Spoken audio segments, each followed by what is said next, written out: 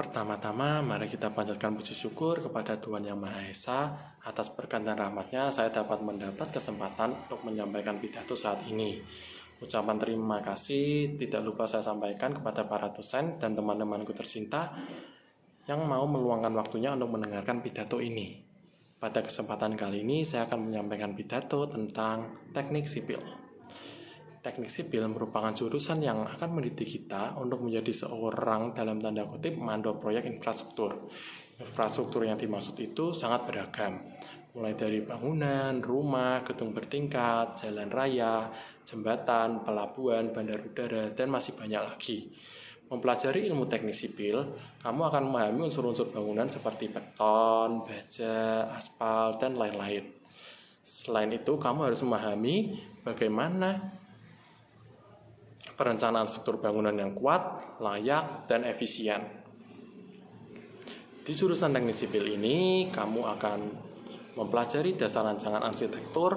Mata kuliah yang dipelajari dalam teknik sipil itu antara lain kalkulus, fisika dasar, pengantar rekayasa, desain menggambar teknik, mekanika bahan, mekanika tanah, rekayasa hidrologi, rekayasa geologi, struktur beton, irigasi dan drainase, manajemen konstruksi, dan masih banyak lagi. Banyak sekali masyarakat di luar sana yang menganggap bahwa teknik sipil dan arsitektur itu sama. Padahal jurusan tersebut sangatlah berbeda. Seorang teknik sipil dan arsitek seringkali bekerja sama dalam sebuah pembangunan gedung atau fasilitas umum. Walaupun sama-sama merencanakan, namun arsitek lebih fokus pada ide rancangan dan perencanaan yang dituangkan dalam sebuah kertas. Setelah selesai, pekerjaan akan dialihkan pada staf teknik sipil.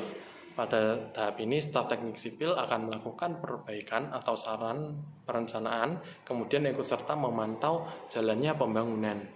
Bukan hanya itu, mereka juga biasanya memberikan saran finansial untuk cost efektif pembangunan. Seorang teknik sipil biasa disebut the people serving profession. Jurusan ini mereka dapatkan setelah banyak berperan dalam pembangunan dan perawatan fasilitas umum. Julukan lain yang ditunjukkan oleh masyarakat kepada seorang teknik sipil adalah ahli matematika, mengingat seluruh tahapan pekerjaan mereka menggunakan matematika kalkulus. Teknik sipil merupakan ilmu terapan yang mencakup teknologi merancang, membangun, dan memelihara, serta memperbaiki pembangunan. Di luar negeri, jurusan teknik sipil ini dikenal dengan civil engineer.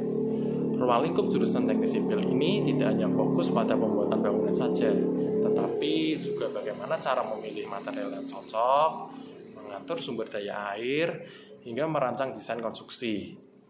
Kemajuan teknologi transportasi akan berpengaruh pada pembangunan infrastruktur, seperti perluasan jalan, pembangunan jalan tol, underpass, flyover, dan masih banyak lagi.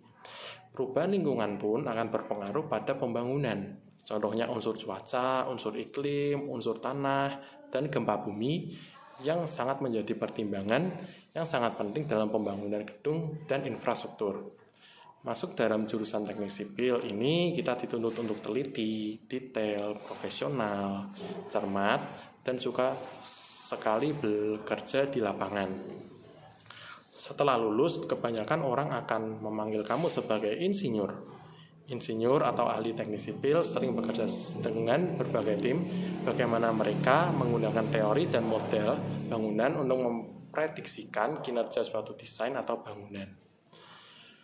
Lulusan dari teknik sipil ini akan bisa bekerja di instansi pemerintahan, contohnya seperti di Dinas PU atau Kementerian Pekerjaan Umum dan Perumahan Rakyat. Tidak hanya pembangunan, tapi juga mencakup pemeliharaan bangunan yang sudah ada.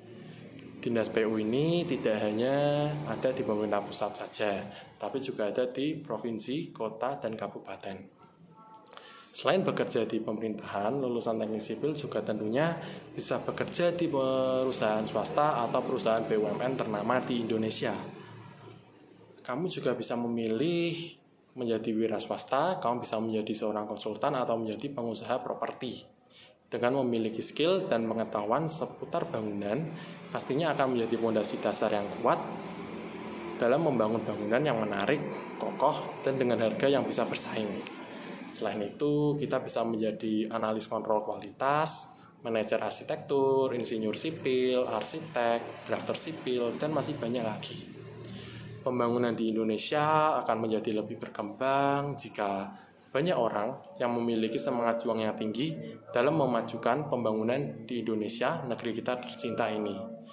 Demikianlah pidato yang bisa saya sampaikan. Mudah-mudahan pidato ini dapat bermanfaat untuk semua yang sudah mendengarkan pidato ini.